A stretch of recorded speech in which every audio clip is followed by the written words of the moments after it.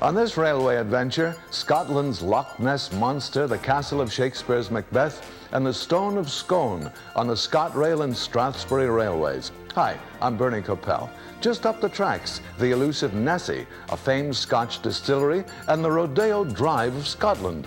Join me from Edinburgh to the Kyle of Lochalsh on railway adventures across Europe. Journey across the globe, from Scotland to China, with world's greatest train ride videos. Experience the breathtaking thrill and adventure of authentic train travel as you follow the tracks to unique history, fascinating people, and breathtaking scenery. All aboard!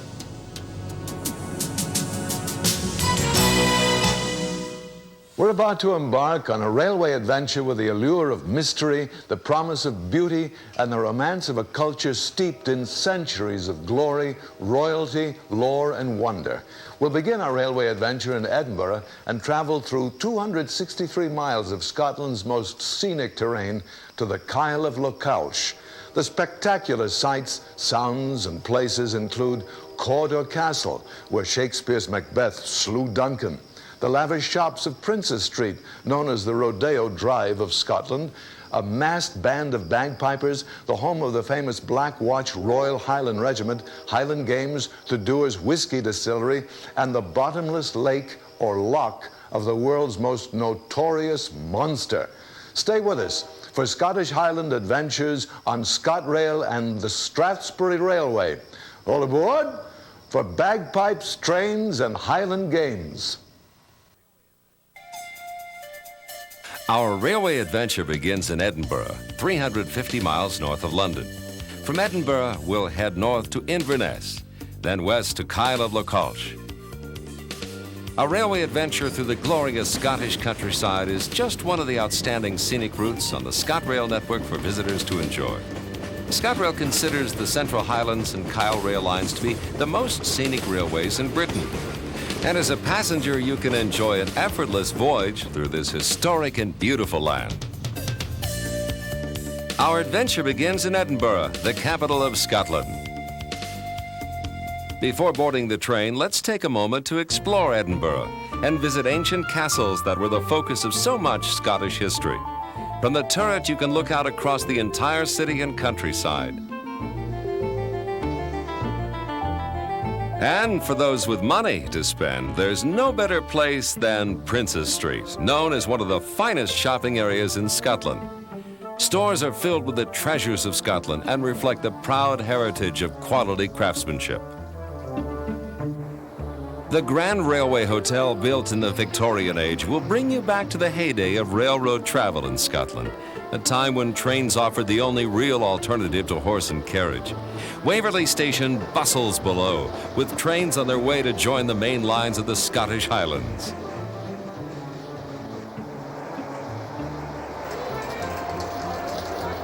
Just minutes from the station, passengers heading north will enjoy a thrilling experience.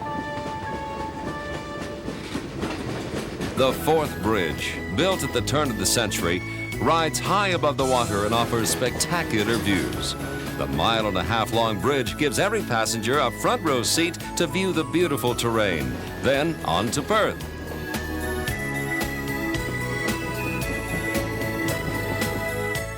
The journey from Edinburgh to Perth will take 90 minutes.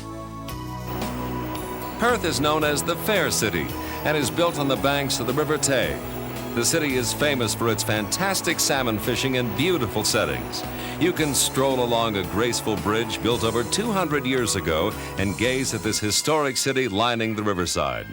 Perth is home to the famous Black Watch. The Royal Highland Regiment is a reminder of this country's more turbulent times and was created to keep peace in 18th century Scotland. The famous uniform of the Black Watch is worn with pride today. A majestic peacock in all its glory struts on the grounds of Scone Palace. This was the abbey where Scottish kings were crowned over the legendary Stone of Scone, until Edward I stole it in 1296 and took it to Westminster Abbey. Protestant reformers in the 16th century burned the palace to the ground, but it was rebuilt some 200 years later. The palace is home to a fine collection of ivories, porcelain, clocks, and needlework. you can enjoy these treasures while surrounded by the peacocks who call this historic site home. Our next stop is the Caithness Glass Factory. Visitors are able to see craftsmen create the fine glass products firsthand. The entire process can be viewed from a special glass-walled gallery. And in just a few minutes, you'll learn to appreciate the delicate work of making glasswork by hand. From the molding of red-hot glass to the final kiln process, everything you see being made is also available for purchase right here at the factory.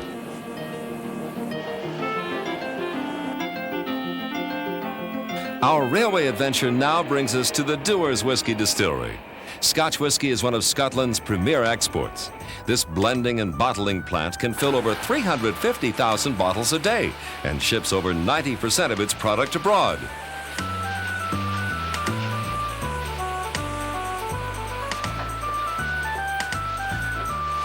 With just a brief moment to enjoy the history of Perth, it's time to move on, but there's no need to stand in line to wait for tickets.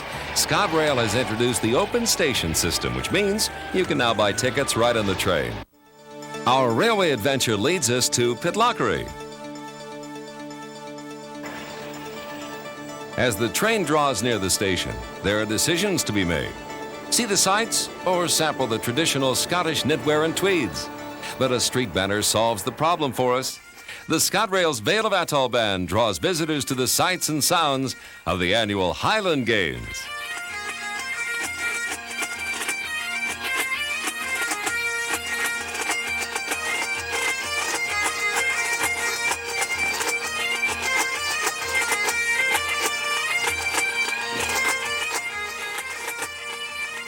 Cycle racing is a popular event and was added to the games in 1900.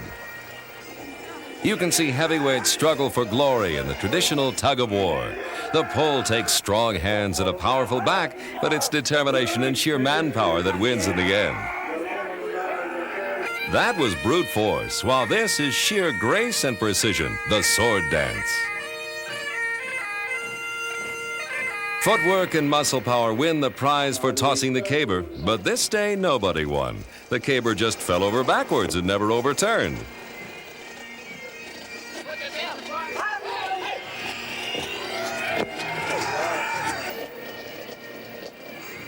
You see how high a true Scotsman can throw a 56-pound weight over the bar. Finally, the parade of the massed pipe bands.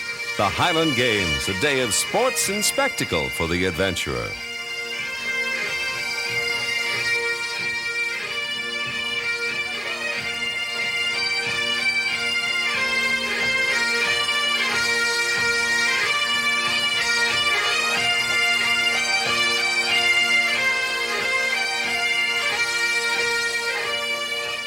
For the fishermen, salmon is the attraction. A special salmon ladder has been constructed on the River Tummel to help these fantastic fish bypass the hydroelectric station.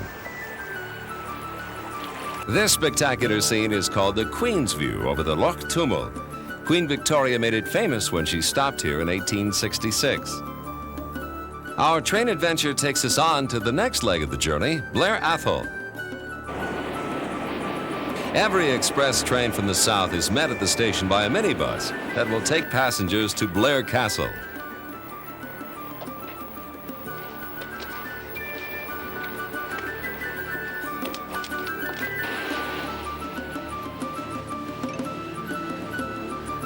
It's home to the only man in Britain who's allowed to have his own private army, the Duke of Atholl.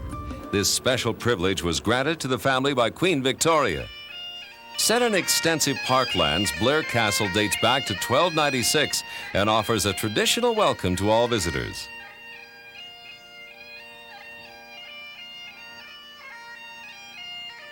A portrait of the present Duke hangs in the paneled entrance hall along with his collection of swords and crossbows.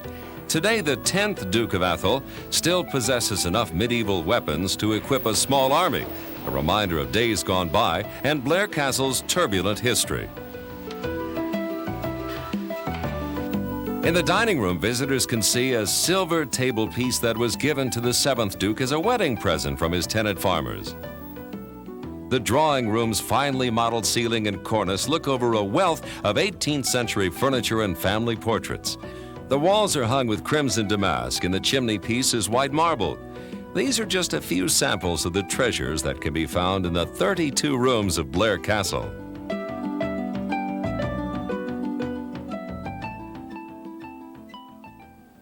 From Blair Castle, our train sets out along Glengarry. Before long, passengers begin to experience the 18-mile climb to Drummuchter summit. Here, the hills soar above 3,000 feet, but the powerful diesel locomotive makes easy going of the steep inclines and rise to the top. At just over 1,000 feet above sea level, we roll into Dalwhinnie, Scotland. Dalwhinnie is just a tiny community, but the mountain water is pure, clear, and cold, so they built a whiskey distillery. On guided tours, visitors learn that whiskey has been made here since the last World War, and you can see each stage of the whiskey-making process. Master craftsmen mix barley and water in huge copper stills to make some of Scotland's special spirits.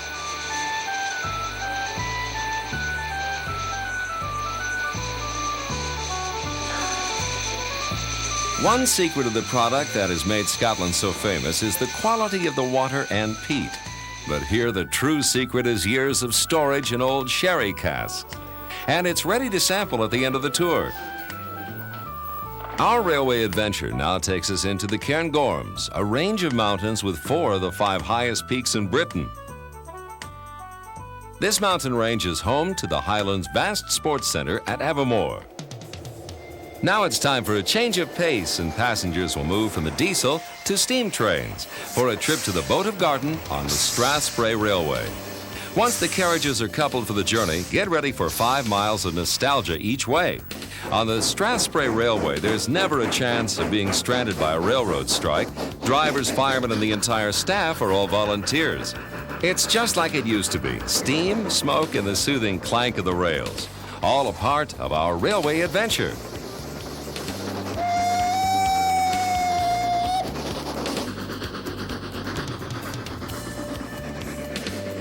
The Strathspey delivers passengers to our next adventure, a ski lift to 3,600 feet.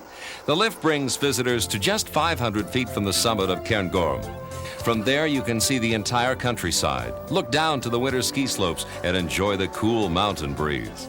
Waters gather on the slopes and feed the many lochs, or high mountain lakes, below. Loch Morlich is the heart of the Glenmore National Forest Park and is fed by the mountain waters. The lake sits at over 1,000 feet above sea level, and a careful eye can see reindeer among the Scots pines and silver birch near the shore. This beautiful place is regarded as one of the most scenic inland lochs of Scotland. You can enjoy the sandy beaches and facilities for fishing, sailing, or take a restful canoe ride along the shoreline. From Loch Morlich, it's back to the train station to complete our adventure north. The train crosses the Culloden Viaduct on its journey north. It's 1/3 of a mile long and built over 29 arches. The bridge spans the River Nairn and leads us to the capital of the Highlands, Inverness. The city of Inverness is home to another wonderful example of railway building construction, the Station Hotel. Guests checking in will shortly be greeted by a magnificent staircase that sweeps visitors up to the first floor.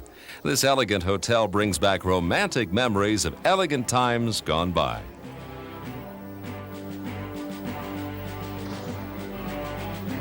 Inverness is located on the River Ness and is guarded on the east bank by the Inverness Castle, rebuilt in 1834 on the exact site of the original, which dated back to the 11th century. On the west bank, the Inverness Cathedral stands watch over the river. It was built in the 19th century. Inverness lies at one end of the Caledonian Canal, which was built by Thomas Telford in the 19th century. Cutting right across Scotland through Great Glen, 4 locks were built into the waterway to give the great sailing ships of the 19th century a safe and swift journey from the Irish Sea to the North Sea. Today, the 60-mile canal is home to pleasure boats.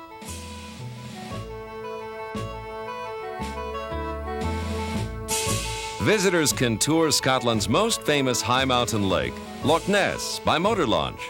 The boats travel along the entire length of the loch. Throughout the summer, there are daily ScotRail excursion trains from Kingussie, Avamore, and Inverness that meet with the Loch Ness cruise. It's a whole day of adventure and time to wonder about the tales of the deep and the Loch Ness Monster. We continue our railway adventure on ScotRail. On our way back to Inverness, we pass the ruins of Urquhart Castle, and we once again are reminded of this land's violent past.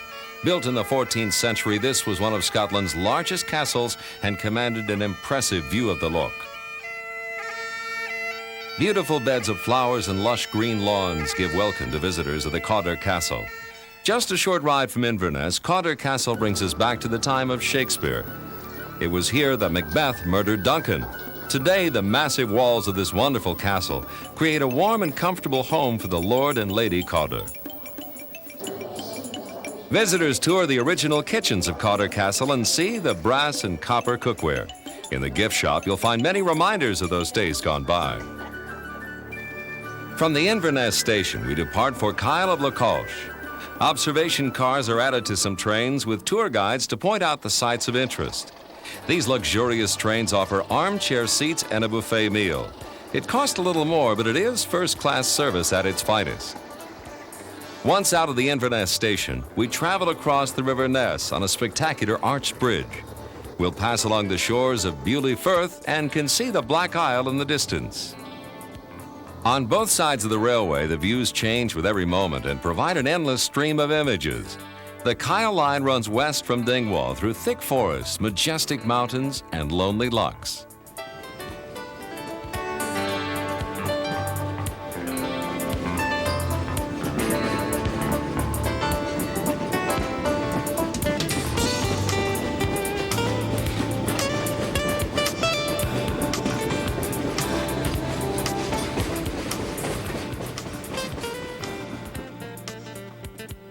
Poems are written about the scenes you will enjoy from the comfort of this elegant train.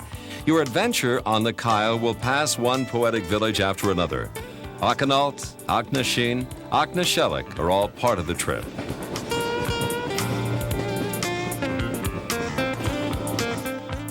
Victorian railroad builders used wagon loads of explosives to blast through the rock on their way. It was the dedication and iron will of these men that's provided us with the smooth, effortless ride we enjoy today.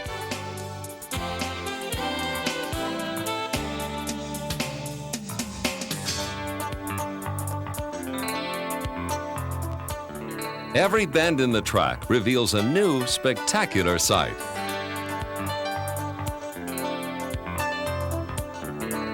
The train now travels into Ploughton, set on a high peninsula in the Loch Carron. Out of every window, there's a picture-perfect scene, like the row of cottages set against the hills of Applecross. Palm trees grow, sheltered from the Highland weather. And for those who love to sail, there's no finer haven.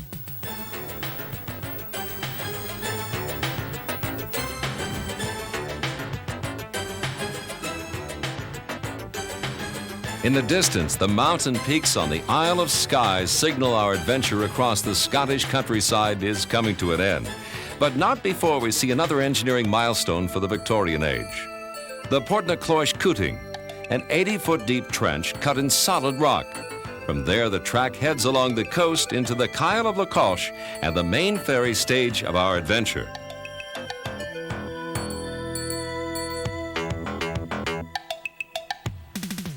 So far, we've traveled 263 railway miles on our adventure from Edinburgh. You can sample some of the local cuisine and enjoy the wonderful view, the Isle of Skye ferry preparing to dock just down the coast. It only takes a moment and a few hundred yards to cross the bay, leaving barely enough time to take in the beautiful surroundings. Skye is rich in myth and legend, and the towering Quillan Hills lay in testament to the tall tales of local farmers. The majestic Black Hills also create a 6-mile arc to encircle this tiny island. Whitewashed houses and beautiful cottages dot the foothills and add local color to the landscape of the Isle of Skye. Our island visit is the last stop before our journey home to Edinburgh. Our railway adventure through Scotland's Central Highlands has something for everyone. We found mystery, history, romance, and beauty all along the tracks from Edinburgh to the Kyle of Lochalsh. We hope you've enjoyed bagpipes, trains, and Highland games. I'm Bernie Coppell. Join me for the next Railway Adventures Across Europe. On this railway adventure, a seaside resort in Wales with a weather guarantee and the smallest house in Great Britain. Compliments of British Rail and other lines. Hi, I'm Bernie Coppell. Just up the tracks, Mount Snowdon, indoor body surfing, and Lord Aberconwy's Italian gardens. Join us from Chester to Snowdon on Railway Adventures Across Europe. About 2,000 years ago, Britain became a province of the Roman Empire. Our railway adventure takes us past an ancient reminder of Rome's occupation of Wales. We'll also visit a trendy seaside resort, ride up the highest mountain in Wales, and travel into a land with railways too small for leprechauns. Our departure is from a Victorian station in Chester, England. Our ultimate destination is Mount Snowdon in Wales. We'll discover historical treasures, botanical beauty, man-made marvels, and a miniature world. We'll see magnificent castles and a cathedral built on 14th century pillars, visit Bode Nantes Gardens, and ascend a great limestone dome. All this by British Rail, the Great Orme Tramway, Snowdon Mountain Railway, and a little side trip on the Conwy Valley Steam Line. All aboard for shore to summit. Our railway adventure takes us to the beautiful country of Wales, a small country in the United Kingdom about the size of Massachusetts, located west of England. Before reaching Wales, the trip begins in the ancient English town of Chester, about 175 miles northwest of London, easily accessible by rail. From Chester, we travel west into Wales and the port city of Conwy.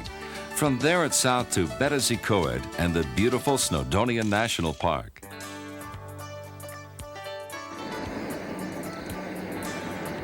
This railway adventure promises magnificent castles, Victorian resorts, unparalleled beaches, gardens, and spectacular scenery.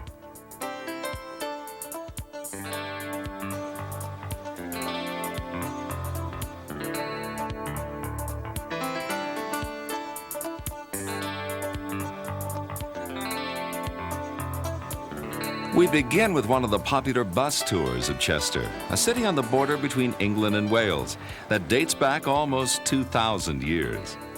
Chester has a long and colorful history. It was founded by the Romans and is still enclosed by ancient Roman walls, originally built to protect the city. The Romans named the city Diva after the river Dee. The bridge crossing here is called the Old Dee Bridge, but it's not nearly as old as the ancient walls. Chester maintains its medieval feel by preserving its architecture. Even modern shops and offices known as the Rows are concealed behind antique-looking fronts. The city's combination of old and modern is a delight to its visitors.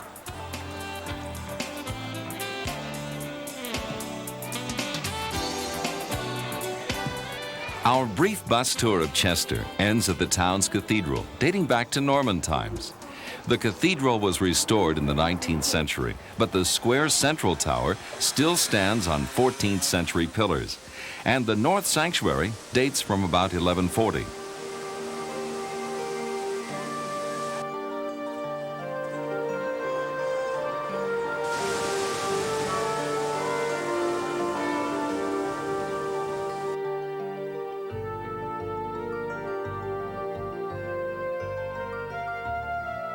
From the courtyard to the sanctuary, the cathedral is much the same as it was hundreds of years ago.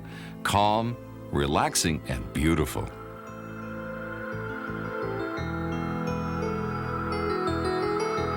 The ancient city walls of Chester run almost unbroken around the old center. These red sandstone walls date to Roman times but have been rebuilt.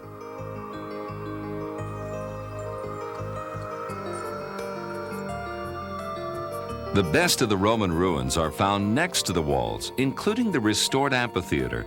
The Romans made Britain a province of their empire shortly after the crucifixion.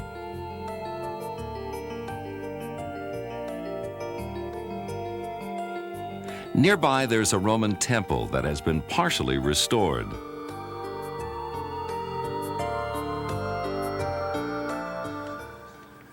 A castle can be seen over the walls of the city. It's been the headquarters of the Cheshire Regiment since Victorian times. Part of the castle is now a museum that tells the regiment's history. Uniforms, saddles, swords, and medals are all on display.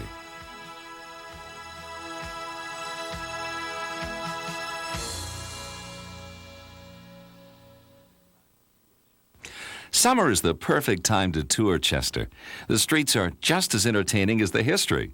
Artists and performers hold the attention of tourists and locals.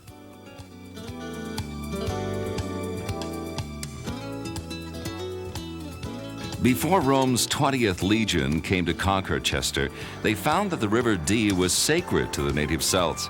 It's easy to understand why. Centuries later, the river is still a major attraction.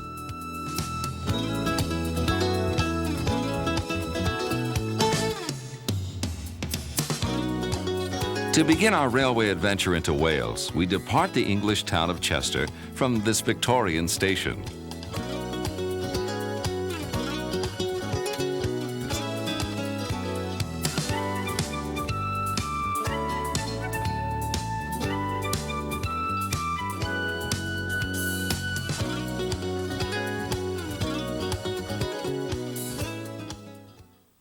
Our first stop along the North Wales coast is in Rhyl.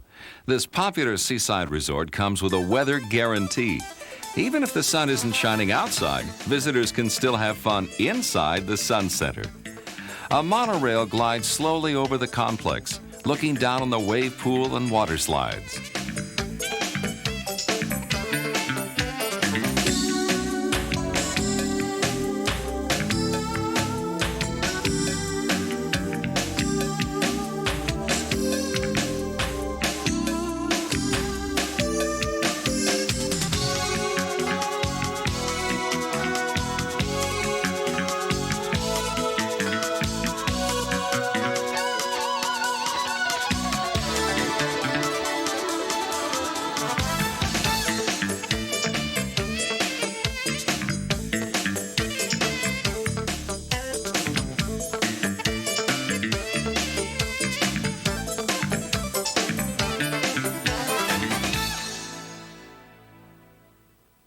Leaving Rhyl, the train crosses the River Clwyd, cloaked in early morning mist.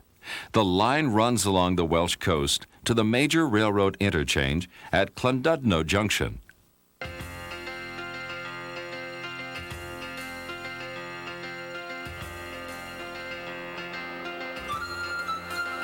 Just a few miles north of the main line is the Victorian resort of Llandudno. The town's two bays, Conwy and Orms, have beautiful beaches. Add the pier and promenade and you've got one of North Wales' top resorts.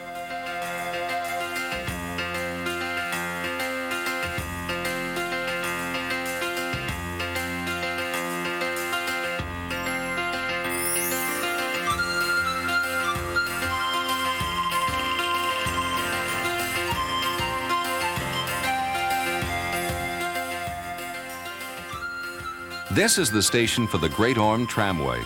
The Great Orme is a massive dome of limestone. The unique tramway takes visitors to the top. It was constructed in 1902 and climbs the steep, narrow streets at a maximum speed of 5 miles an hour, with the weight of the descending car helping pull the opposite car up the hill.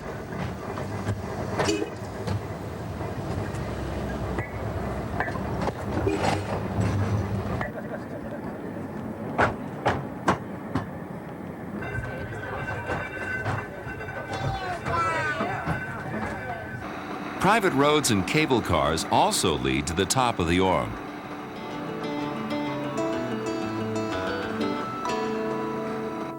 From 650 feet up, the view of the town and the bay is magnificent.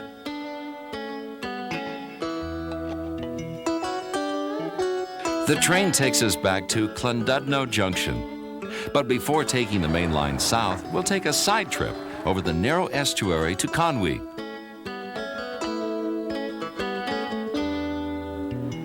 Here, the skyline is dominated by the massive castle. Passing trains heading for the North Wales coast add to the atmosphere of this majestic town.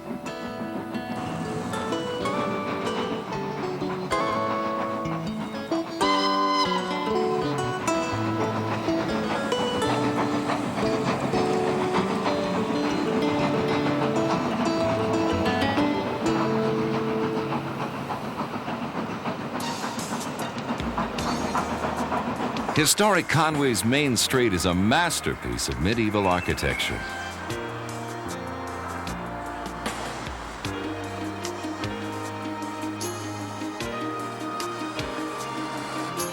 The castle is considered one of Europe's great fortresses. Edward I built it as his headquarters in his efforts to control the Welsh. Originally, the exterior of the castle was whitewashed. Like Chester, the town of Conwy is still totally enclosed in ancient walls, but in some spots, more modern buildings are encroaching. From a castle built in the 13th century to this Elizabethan house, the Welsh town of Conwy is a tribute to ancient architecture. This house is called Plas Mar. It's protected by the National Trust and is open to visitors. Down by the harbor sits a house with a claim to fame. It's the smallest house in Britain. A woman dressed in a traditional Welsh costume invites visitors for a brief tour. Conwy is a fishing port. Fishermen still tend their nets on the quayside.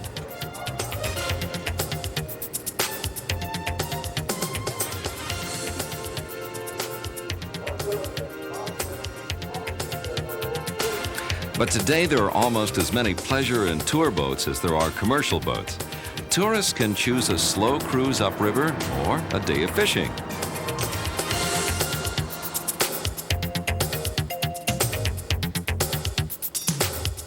Beyond Conwy, the scenery becomes increasingly spectacular. The wild lands of Sychnant Pass are just a few miles away, and further along the coast, the beaches of Conwy Bay are vast and empty.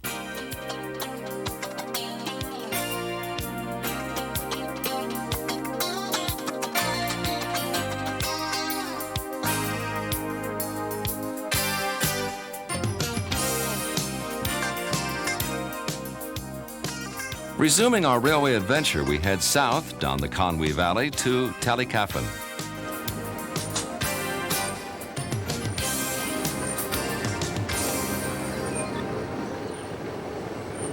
This small country station is the jumping-off point for Bodnet Gardens, said to be the most spectacular in Wales.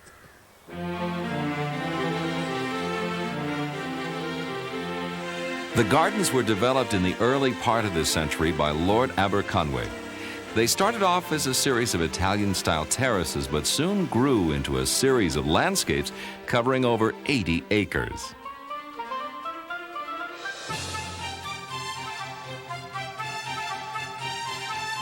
The Laburnum Arch is a centerpiece of the garden. In late May, it's covered with golden blooms.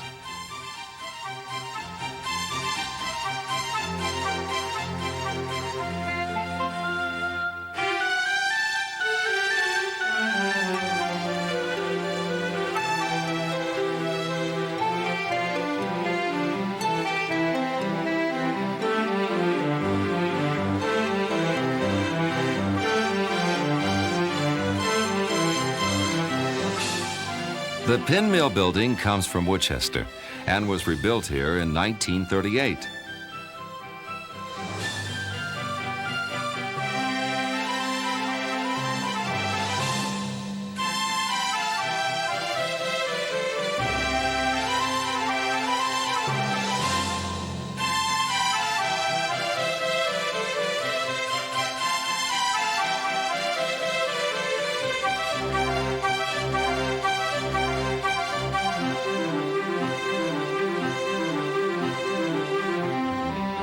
At the base of the garden is the dell formed by the valley of the River Hyrethlan.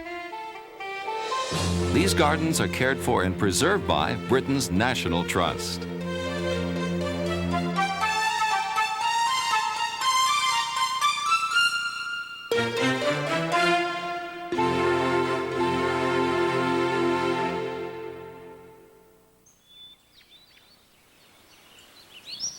Traveling through the Conwy Valley, it's on to Llanrwst. Here the Conwy River forms a natural barrier. Typical Welsh communities sit at the base of old-fashioned bridges. Shops and cafes cater to visitors passing through the valley. But a circular stone monument is a legacy left from the first inhabitants of the area.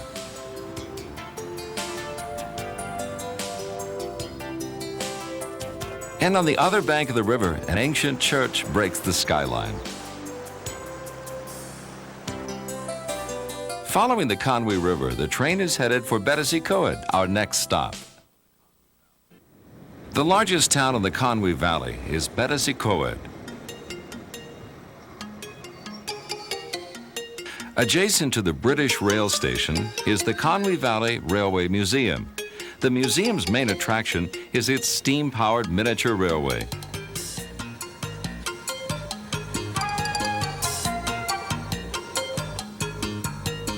The line features a real steam locomotive, 1/5 the size of a regular train.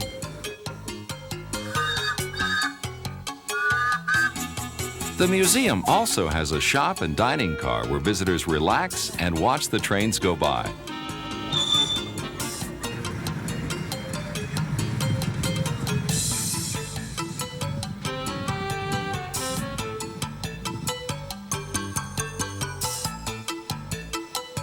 The Visitor Center at Battersea Coed is a good place to begin a tour of the area. Mountains and forests surround the town, and the rapids of Conwy Falls are just off the main street.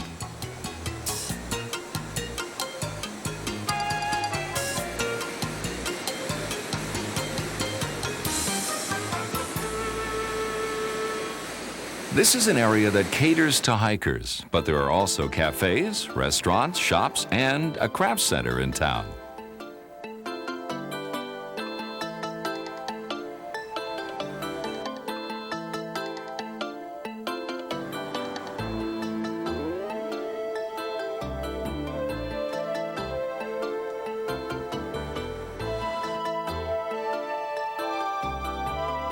For the more adventurous, there are guided tours into the mountains, a network of hiking trails spread all over the valley.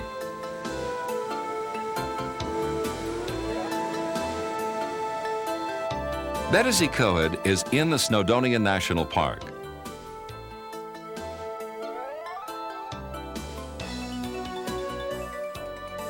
It's dominated by Mount Snowdon. At 3,600 feet, it's the highest mountain in England and Wales. Visitors come to enjoy the dramatic scenery or to participate in outdoor sports and activities.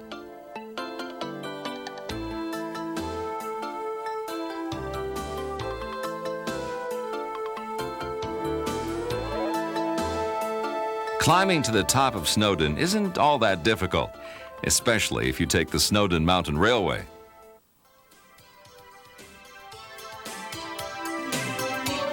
The Cog or Rack Railway opened in 1896 and is the only one of its kind in Britain.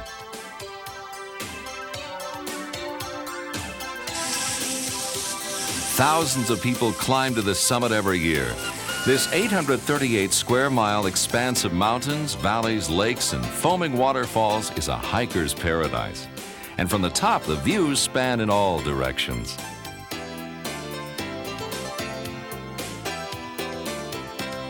Our railway adventure ends here, at the top of Mount Snowdon.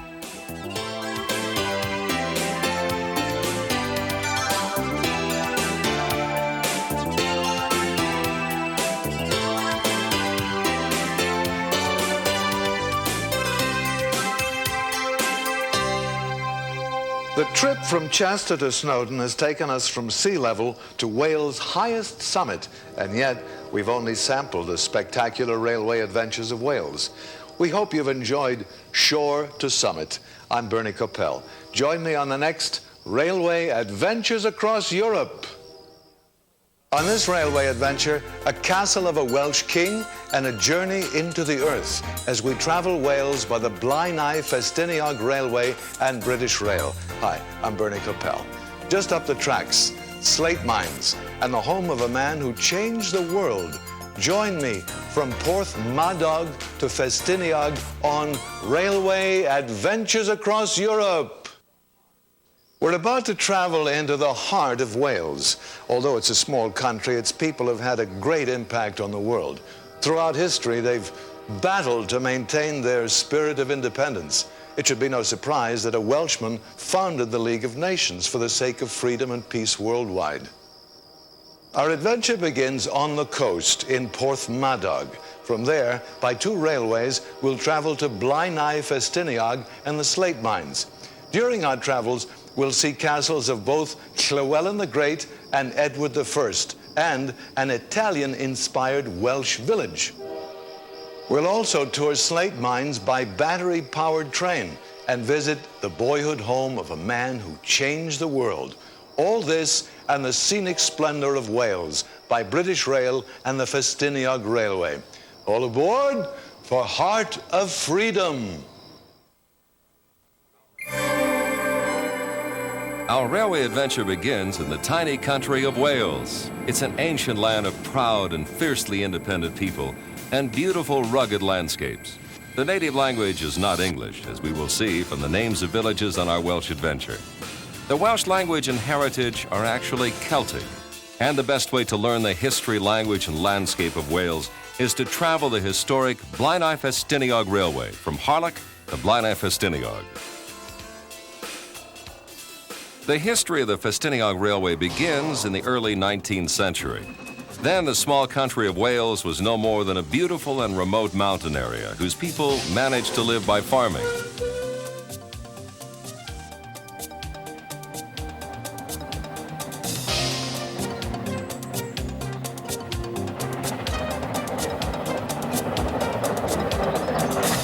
In 1789, the same year the French Revolution began, William Alexander Maddox arrived in Wales. He accomplished almost as great a revolution in this rugged land. Maddox's adventures, mostly reclaiming land from the sea, almost left him bankrupt. One project involved building a great bank of land, known as the Cobb, to block off the River Glassland. But Maddox soon began thinking of slate. He then turned inland to the present-day city of Blaenau Festiniog. He built a port for shipping slate produced in Festiniog. And in 1828, Maddox began building the forerunner of today's Festiniog Railway.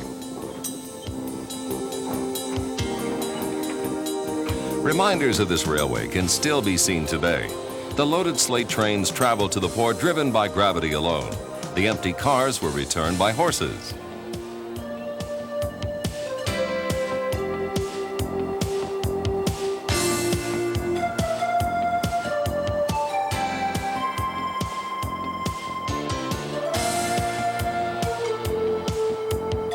The railroad was built by hand. The workers used simple hand tools, horses, and black powder to carve the route out of the hardy Welsh mountains.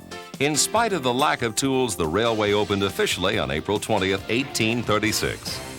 As the railway began to make money and business increased, steam instead of gravity was used to drive the engines. The company even decided to take passengers.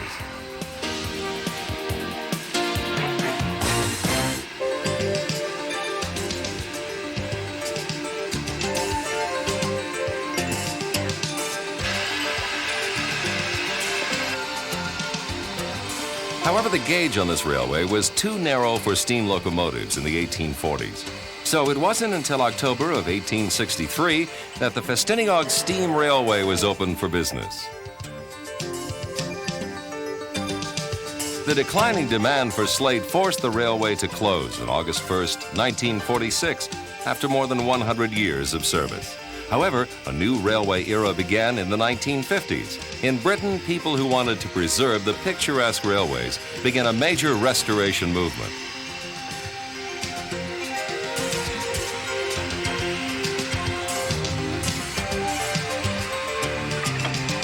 It took 31 years of hard work and dedication to rebuild the Festiniog railroads.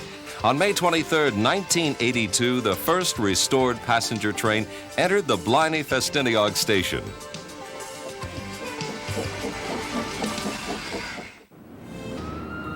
Our railway adventure on the Festiniog Railway in Wales will begin along the coast at Harlech, where the rugged Welsh mountains run down to the sea at Cardigan Bay.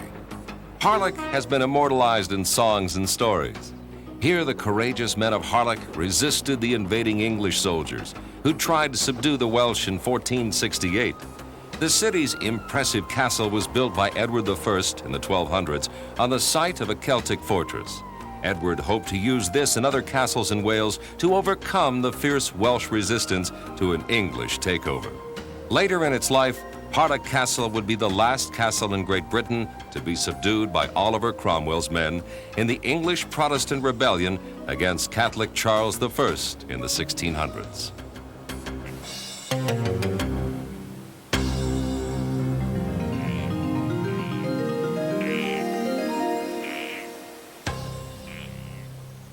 Across the Tremadoc Bay from Harlech stand the ruins of another magnificent castle on our next stop, Criccieth.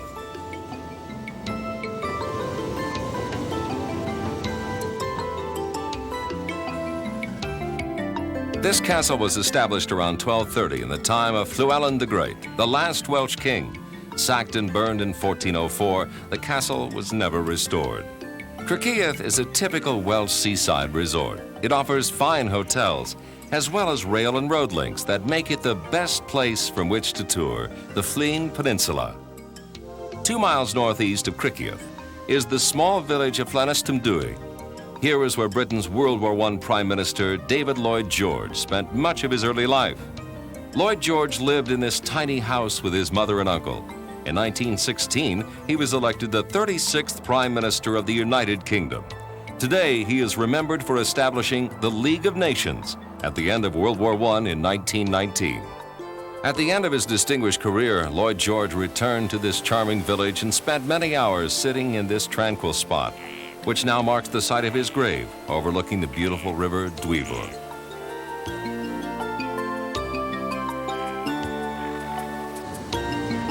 East of Criccieth is the major town of the area, Porthmadog. Here, the rail journey to the small slate mining city of Blynie-Festiniog begins.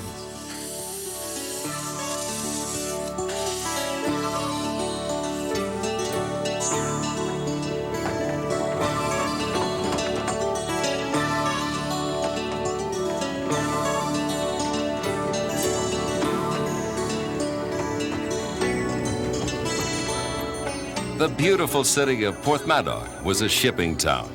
The proud sailing vessels of the 1800s that carried slate across the seas have been replaced by pleasure yachts of all sizes. Across the harbor, the Festiniog Railway has its station at Harbor Station. Every year in the spring, the Festiniog Railway holds a festival weekend. At that time, all the steam engines are brought out on parade.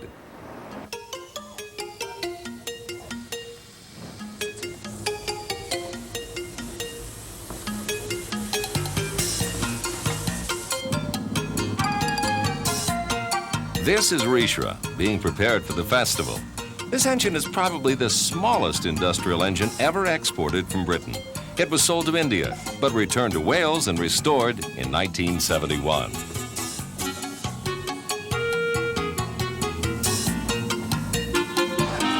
On another siding is Shalloner, a rare vertical boiler engine. This weekend, Shalloner is giving rides to visitors.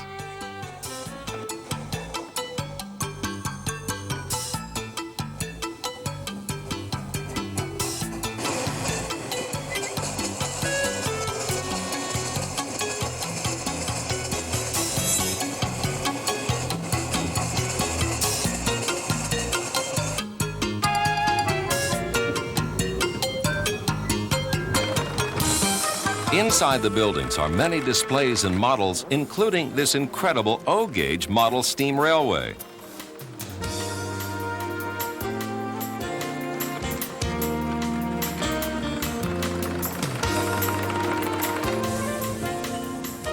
During this weekend, photo sessions are set up especially for the visitors, and the engine workshops are open to the public. The engineers demonstrate new, modern equipment as well as old.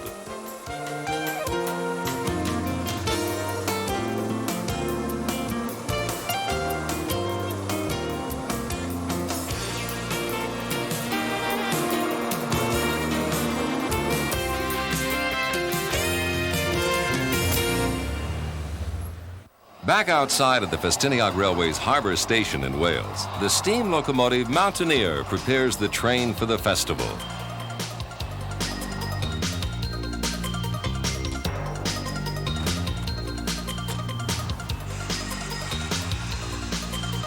Mountaineer will take us to the town of Festiniog. This engine was built by an American engine company in Paterson, New Jersey. Originally built for the War Department, Mountaineer was used in France during World War I. It was donated to Festiniog in 1967.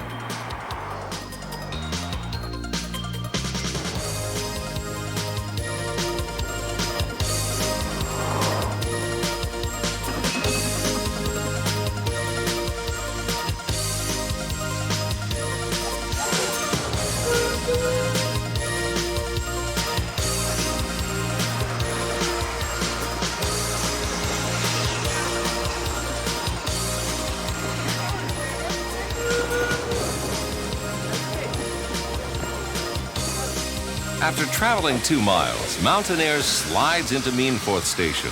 Just a half a mile from the station stands the famous Italian-inspired village of Porthmeirion.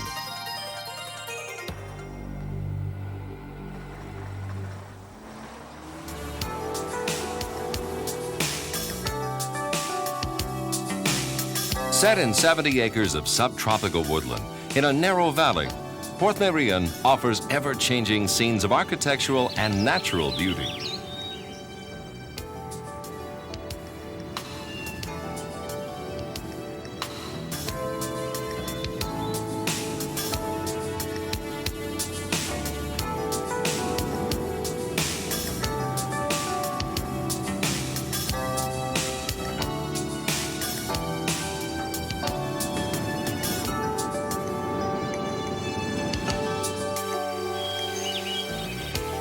The incredible village was built by Sir Clough Williams Ellis between 1925 and 1972. He intended to develop this beautiful site without spoiling it. No doubt about it, he succeeded. There is a first-class hotel on the grounds, and many of the cottages can be rented for vacations and weekends.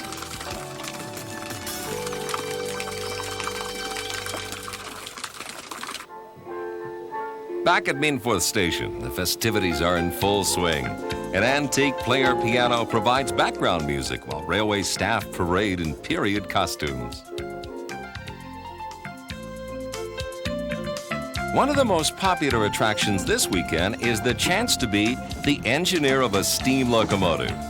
Britomart was built in Leeds, England in 1899. Unlike the oil-burning Festiniog engines, Britomart still burns coal.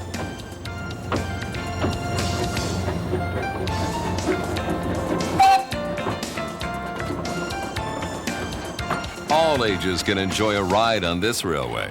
Here is a scale model of a Darjeeling Himalayan railway engine.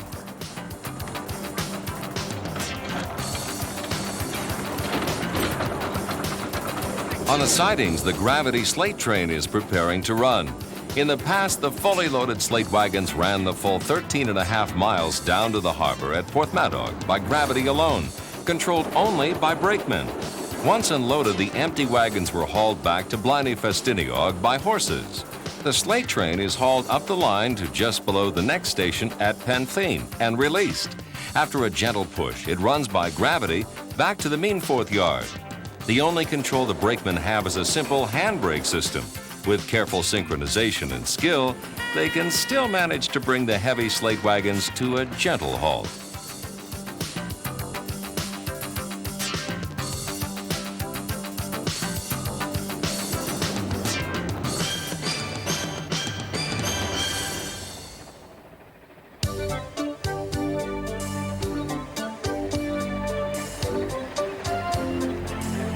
Now it's back on board the train for the climb to the next station, Penflein.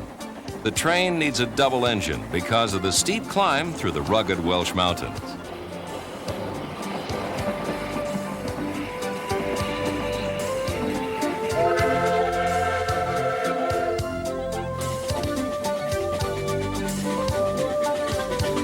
After a short stop at Pennfleet, the train heads for Tennabou.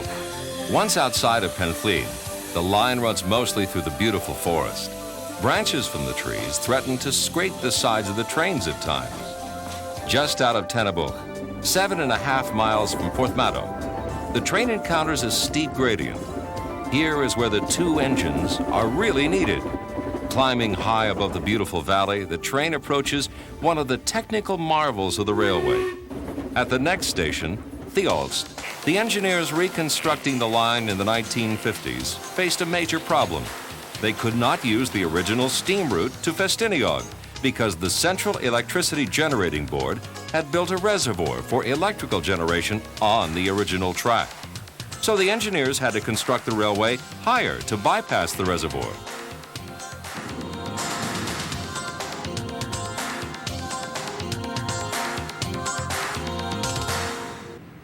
The original Festiniog railway line continued to the old Moylwyn Tunnel. To gain height, the new line had to be built in an open spiral, unique in Britain, before continuing through a new tunnel higher up the mountainside. Here's the best view of the spiral. The first part is hidden in the trees, but once in the open, the line crosses over itself before swinging around behind this small hill. Emerging once more, the train completes its 360-degree turn. The root of the old track bed and many of the original timbers can still be seen beneath the new embankment.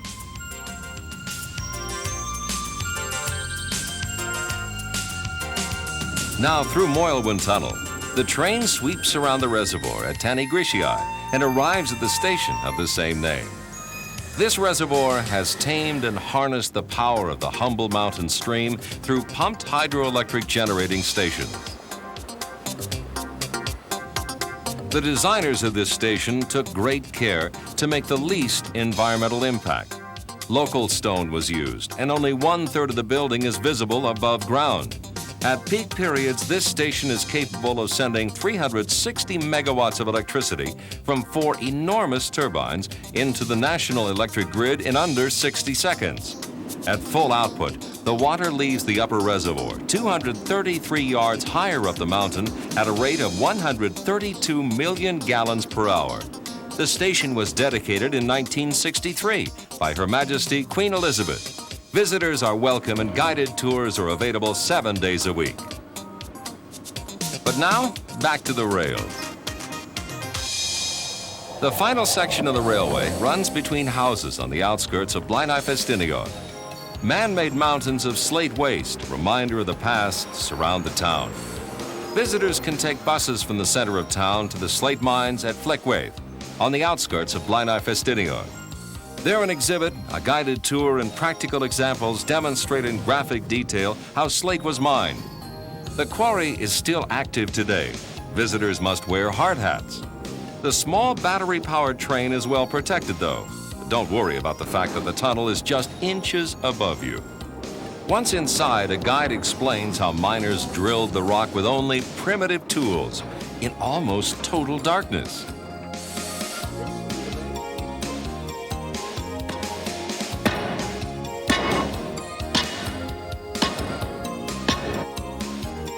Slate exhibits inside the mine illustrate the harsh conditions miners used to work under. Emerging once again into the daylight, be sure to see the slate being cut by an expert. The slate must be initially split and then cut down to the required size. Our railway adventure on the Festiniog Railway ends with a return trip to Porthmadog. We'll have plenty of time to reflect on the enduring spirit and strength of the people in this tiny country of rugged landscapes.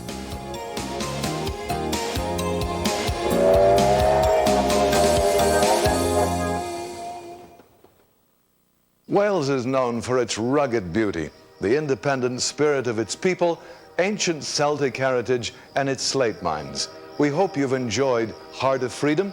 I'm Bernie Coppell. Join me on the next Railway Adventures Across Europe.